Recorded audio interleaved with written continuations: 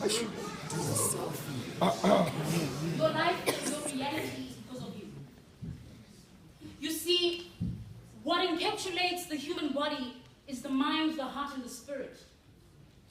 And part of those dynamics is called a garden that is enriched with fertile soil. So I love crop and plantation and plowing and harvesting, because when you feed a fertile soil anything, it will produce. So basically, your wish is its command.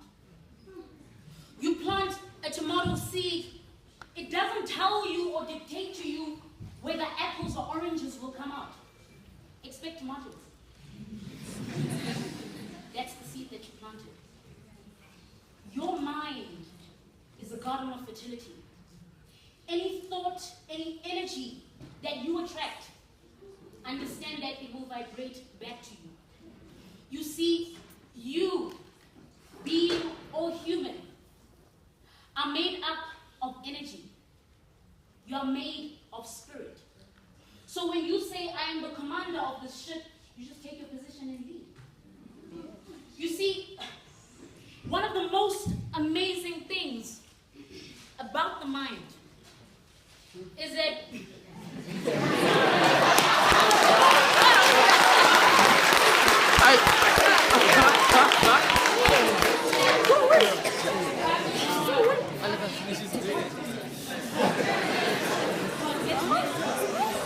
Let's go. one of the most significant things about the mind is that it's a terrible server, but actually it's a magnificent server, but a terrible master. That's why you need to lead it. Those who casually use the term human beings, I beg to break your bubble, because there's a significant difference. There's a difference between being a human and being a being. When you are a human, you are made of flesh and blood. So what's relevant to you is existence. When you are a being, you are made of the mind, which is your subconscious, conscious, and your unconscious. Those who do psychology will understand what I mean.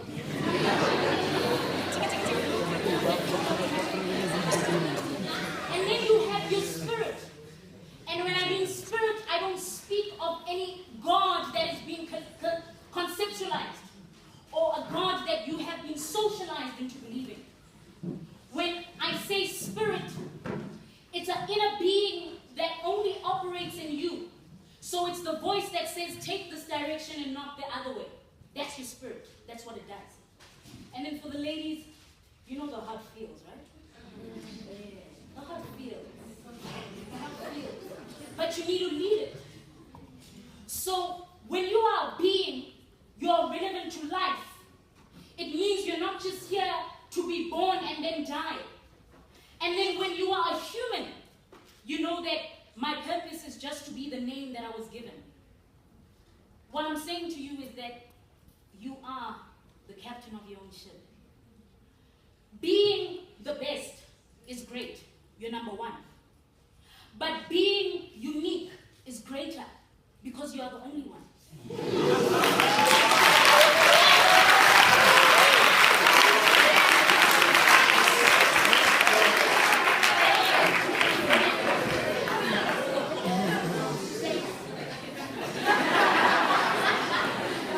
But you need to understand this, that I'm not here to inspire or motivate you.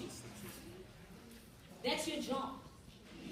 What's most important is transformation. So you can be inspired or motivated or encouraged.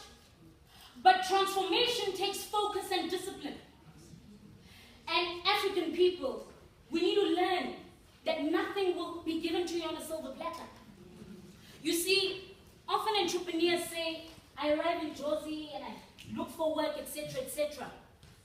I look for gold in a city that promises gold and diamonds, but it never hands it on a silver platter. You need to understand that as the captain of your own ship, you have unlimited power. For as long as you have the seed, to eventually build the tree, you need to nurture it.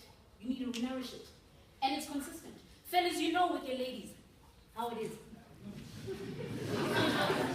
You don't SMS her in the morning, check her in the afternoon if she's had lunch, check her maybe for supper if she wants carrots or burger or this. You're in trouble.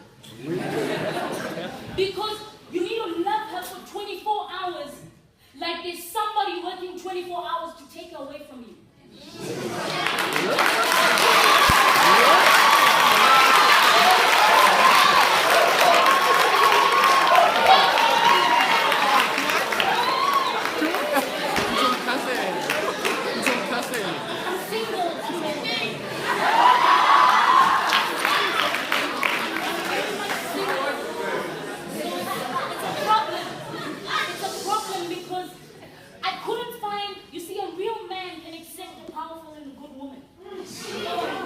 And then when he doesn't, it becomes a problem. You take a step back and you say, look, I'm on the market now. But ladies, at the same time, when you fail to be unique to your fella, it's a problem. Because you're going to remind him of Sophia, Jessica, Laura, Laura. So it's important. It's important that you understand yourself as a product or a service. When you are a product or a service, you understand that your greatest value to the world is what inspires you the most. Find that inspiration. I'm not here to tell you that, no, you're on a journey to find your purpose. No, you're born with it. Leadership is not learned, it's discovered along the way. So you're born with your purpose, and then your struggles and tribulations, perhaps you were raped, molested, you lost your mom, you lost your dad, etc., etc. That is the journey that prepares you to ultimately being a product for the market.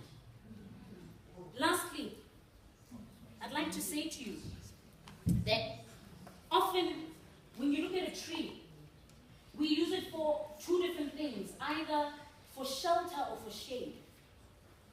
My task to you today is that step out. Even if it's raining and it's pouring, feel the rain and understand that it's there to nourish you. And for those who don't bath, perhaps you need it. And then learn that although I'm under this covering, step out of the sun. Feel the sunlight, feel the UV on you, and yes, you're black, but they're a tan.